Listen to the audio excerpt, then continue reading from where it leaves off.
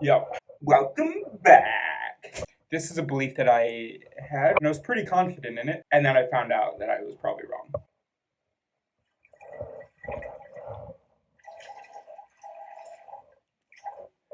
Full of shit. This is the segment where I share shitty thoughts with shitty production value and then for some other reason, Full of Shit is a good title. Full of shit.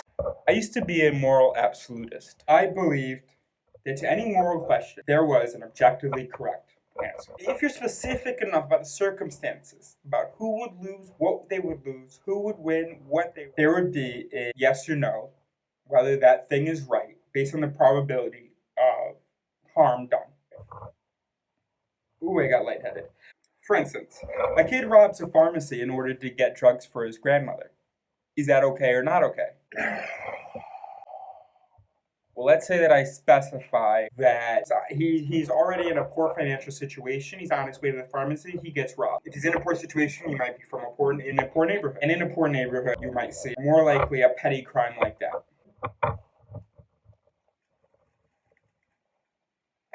So, he gets robbed. The pharmacist, it is insured for him, and his grandmother is going to die if she misses another dose. Based on the information we have, I think we could calculate, okay, yes, that's okay. So that was my thinking at the time.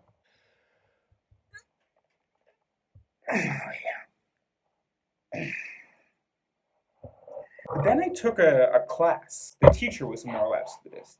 And I was right there. I was like, yeah, man. But his reasoning actually started to kind of disappoint me. Oh, shit. Did I just break my shit? He said that science has shown there is absolute beauty because studies have shown that most men agree on what hip to waist ratio, what kind of symmetry in the face, what kind of proportions of. But I was like, wait a minute. That doesn't make it absolute. That just means that most men agree. But for another species, that's not going to be the same thing. Or if you didn't take a universal most, if you were to take it culture by culture, you might find things that are different. Like they say about the Eskimos, how they find beefier women more attractive. Or in the black community versus the white community, whether you want them thin as a rail or nice and chunky. Got me thinking that no, actually morality depends on our interests and on the information that we have.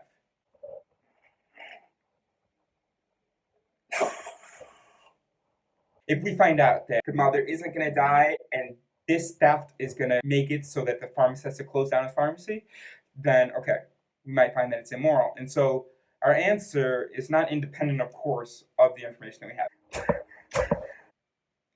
But our goal, what we want to achieve with this moral decision,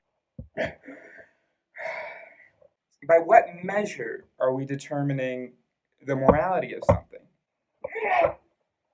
Oh, come on, I don't want to give up. All right, look, let's just get back to what we're talking about. So it depends on our goals slash interests.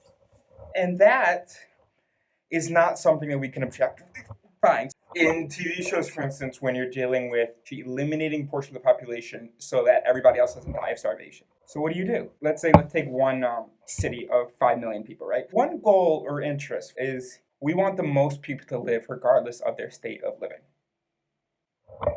The argument that we should not kill 250,000 people so that the 4,750,000 live good lives. That would kind of be in line with this goal I'm talking about. We want the most people to live regardless of their state of living.